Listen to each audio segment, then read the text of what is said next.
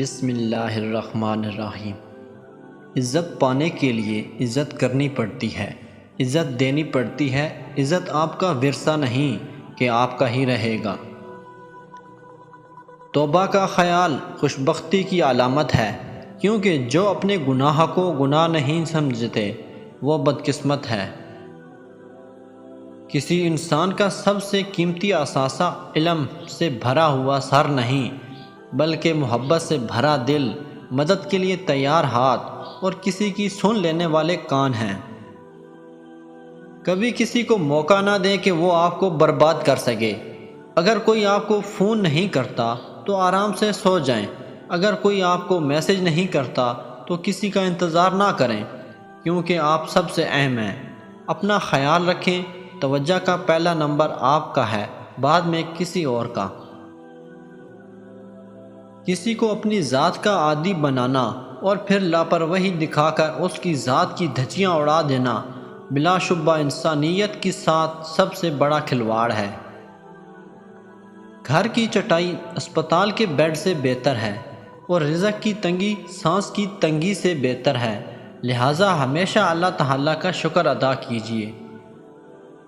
زندگی کا سب سے بڑا راز یہ ہے کہ ہم یہ تو جانتے ہیں کہ کسی کے لیے جی رہے ہیں، لیکن یہ کبھی نہیں جان پاتے کہ ہمارے لیے کون جی رہا ہے۔ کبھی کبھی انسان خوشیوں کے لیے خوشیاں بیچ دیتا ہے۔ یہی وجہ ہے لوگوں کو خوش رکھنے والا انسان ہمیشہ پہلے اپنی خوشیوں کو قربان کر دیتا ہے۔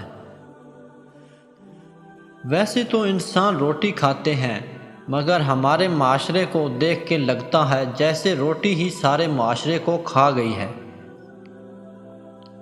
کوئی بھی غریب حقیقت میں غریب نہیں، اور کوئی بھی امیر حقیقت میں امیر نہیں۔ خدا نے سب انسانوں کو برابر بنایا ہے۔ محرم اور نامحرم کے قوانین آپ کی دلیلوں سے بدل نہیں جائیں گے۔ جو غلط ہے وہ غلط ہے۔ آپ جتنا حرام لیں گے اتنا حلال کو کھوتے جائیں گے۔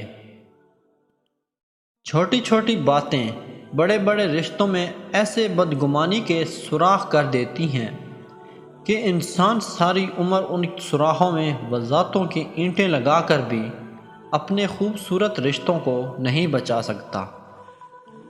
بدبخت ہے وہ شخص جو خود تو مر جائے لیکن اس کا گناہ نہ مرے۔ سوشل میڈیا کا استعمال ضرور کریں، مگر احتیاط بھی لازم کیا کریں۔ لوگ جتنا بھی دل دکھائیں، یہ یاد رکھا کریں کہ جب اللہ کے بندے ہمیں توڑتے ہیں تو ان کا توڑنا ہمیں اللہ سے جوڑتا ہے۔